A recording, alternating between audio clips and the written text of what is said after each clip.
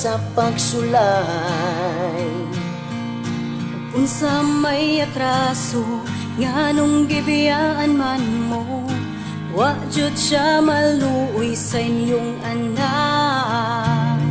Ingon sila ay forever, kay natintal sa uban.